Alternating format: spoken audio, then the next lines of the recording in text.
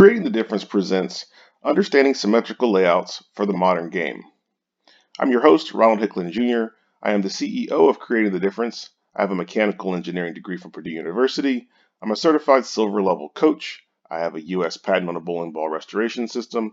I'm a former bowling ball designer for M&I International, as well as a former head coach for the U.S. Virgin Islands Bowling Federation team, as well as I'm a competitive bowler. The introduction is really set for this presentation to educate you on the thought process behind layouts. We're going to go over kind of what you should know as a bowler, what layouts do, and how to use them to your advantage. The outline kind of goes like this. We're going to talk about the bowler specs, what they mean, what we've kind of deemed to be the average bowler. We're going to talk about the lane condition that we used. We'll talk about the ball that was selected. Then we're going to go on to some layouts and we're going to show what the ball track looks like, and you'll find out why that's so important. Then we'll switch gears a little bit and do layouts based with the bowler specs. Summary will kind of wrap things up, and then if you watch the second video, you'll be able to get some additional bonus content to go into a very technical reason as to what we are actually going over in this presentation. So we'll start with the bowler specs. We used Blueprint, which is a simulation software for ball motion. What you need to know as a competitive bowler are really 5 different things.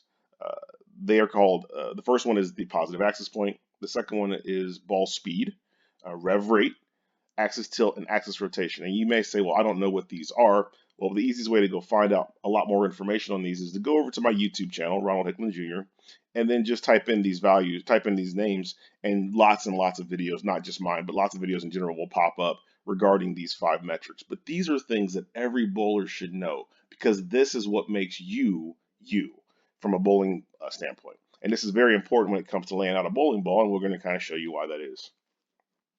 So here's our average bowler parameters that we've come up with.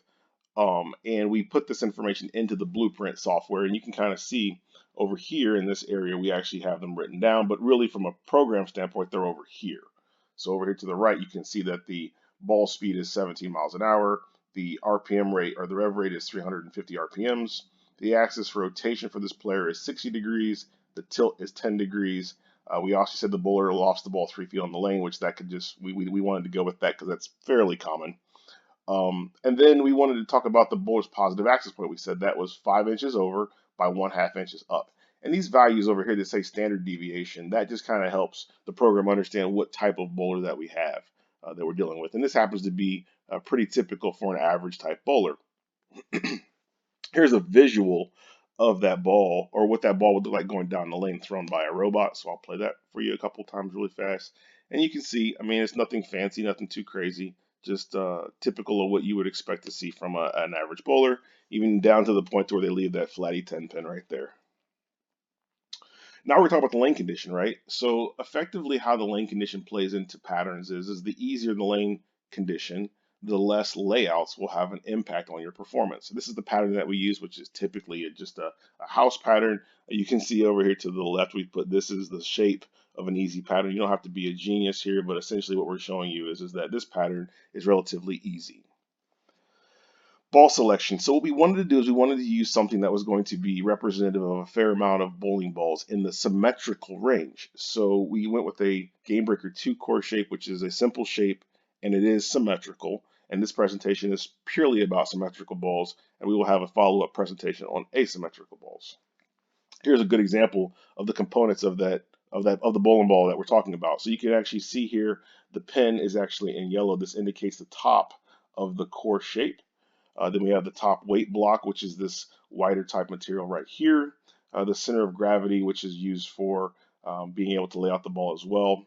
The inner core is in green. The outer core is this lighter gray, and then the cover stock makes up the total shape of the ball.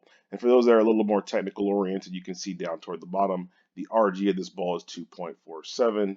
The differential of this bowling ball is 0.047, and the intermediate differential is 0, which means it is a symmetrical shape.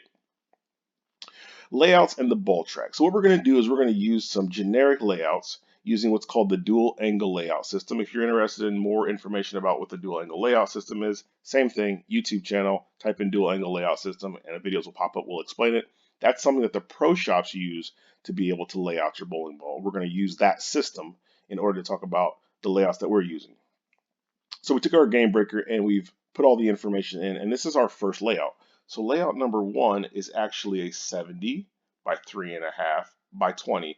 And these are numbers that explain where this yellow pin is in relation to that bowler's positive axis point that would be over here to the right of the bowling ball. So we got the bowling ball laid out.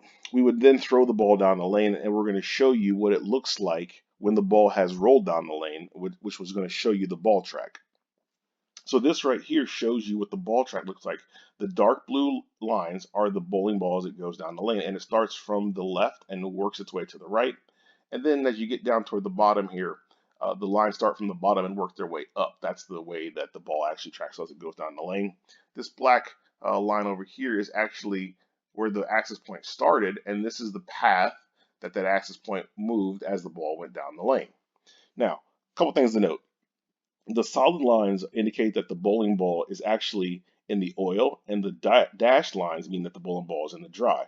Now, what's interesting right off the bat, as you can see with this layout, the 70 by 3.5 by 20, is we're actually rolling over the thumb hole, but it's dashed lines, which means you wouldn't necessarily see the marks on the ball, the lines, because the lines are a dash, means they're in the dry part of the lane, but you may actually hear it, and you definitely would see a difference in ball motion.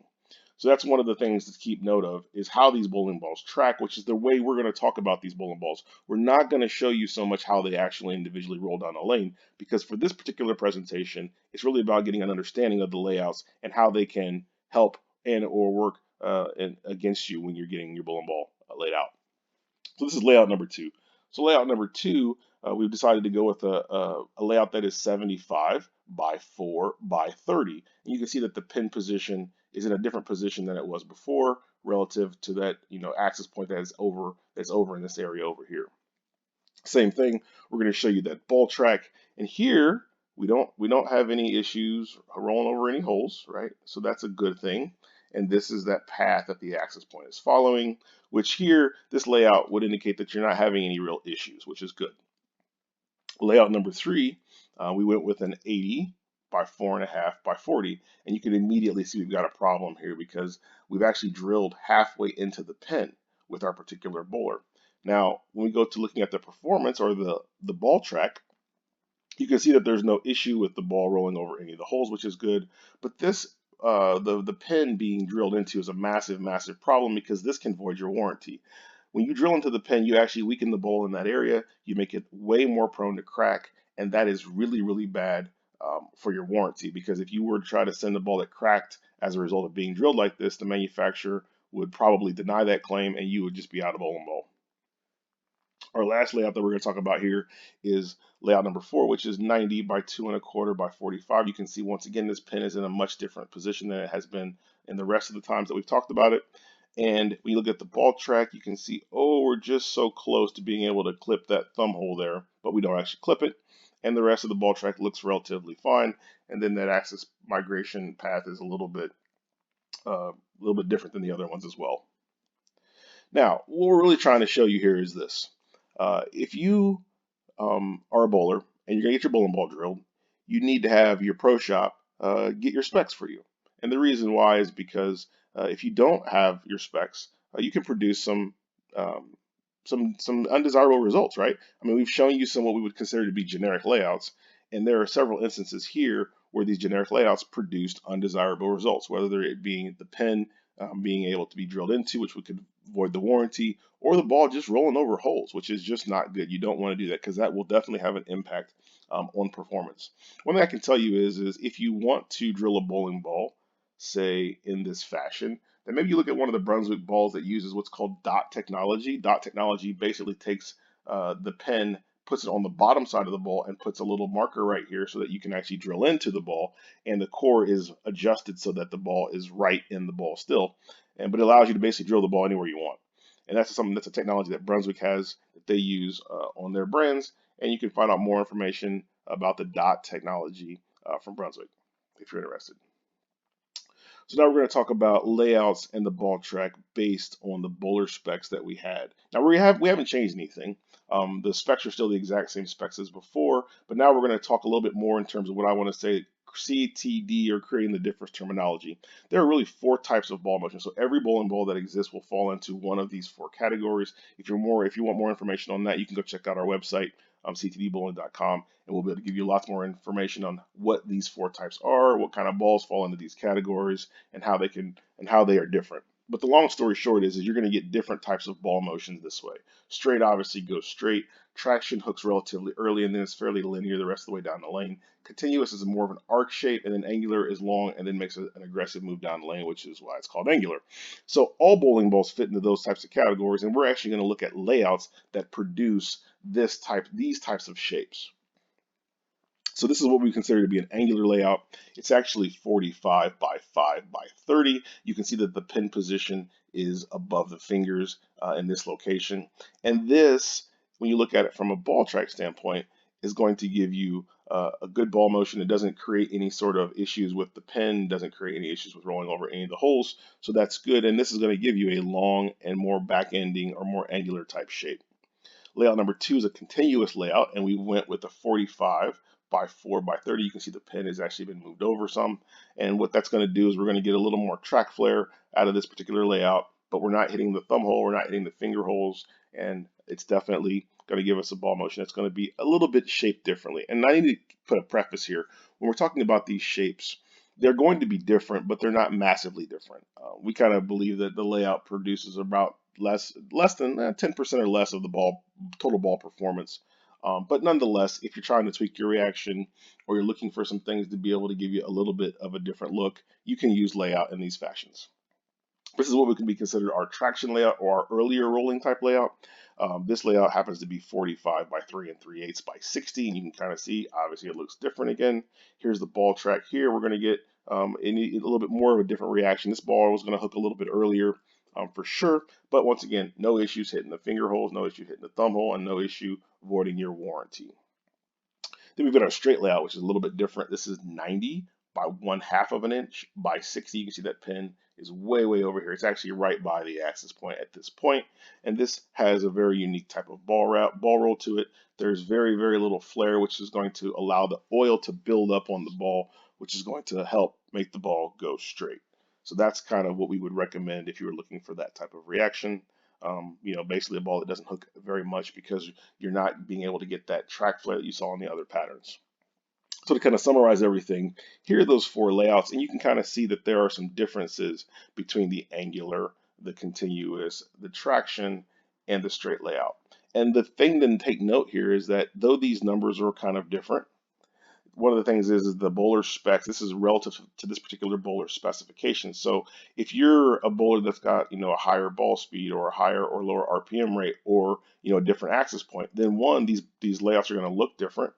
And then two, these flare patterns that I'm showing you are also going to look different. So it's really important and really critical that you understand that you really need to know these particular metrics to be able to start to find out more about layouts that are going to suit your game. And the whole point of this particular four layouts is to give you specifically some different ball motions with straight going straight, traction hooking the earliest, continuous hooking in the mid portion of the lane, and then angular hooking later down the lane. So to kind of summarize some things here, layouts need to be personalized, right? We kind of explained why. We've shown you some examples of if you understand the bowler, you personalize the layout, you're more likely to get what you're looking for, and you can actually get some different shapes, even from a symmetrical core shape that we're using here. Flaring or rolling over the holes is not good for any type of player or good for ball motion in general. You won't want to drill near the pin because if you drill into the pin, you can actually void your warranty. And then layouts that work for one person may not work for somebody else, which is why it's so important to have layouts specialized for you and for your game. We didn't talk about the core types. We did talk about symmetrical. We did not talk about asymmetrical. Asymmetrical balls are a whole different animal. That'll be a different video. We talked a little bit about the performance change. So how much does this actually matter on the lane? It's a little bit less than, it's 10% or less depending on what you're bowling on. It's more of a tweaking type mechanism more so than anything else. You do want to find layouts that work for your game, but don't overthink it. And then you can get those specs done for you by a pro shop, or like I said, you can go to YouTube, watch some videos on how to do it. It's not that hard, and then you can actually be able to find the specs on your own. We're going to test a little theory, a little process in January. We're going to do a little test program for 20 bucks. We're going to allow people to be able to utilize this technology, and we'll be able to do it with all ball companies, bowling balls, not just with the four brands of Ebonite International, but we have a way we can use any bowling ball company's bowling ball and be able to get some layouts for personalized layouts, this traction, continuous, angular, and straight layout for anybody. So look for that in a little bit later, January of 2020. As always, if you have more questions or need more information, make sure you check us out at ctdbowling.com. Ronald Hicklin, CEO from Creating the Difference. Have a great day.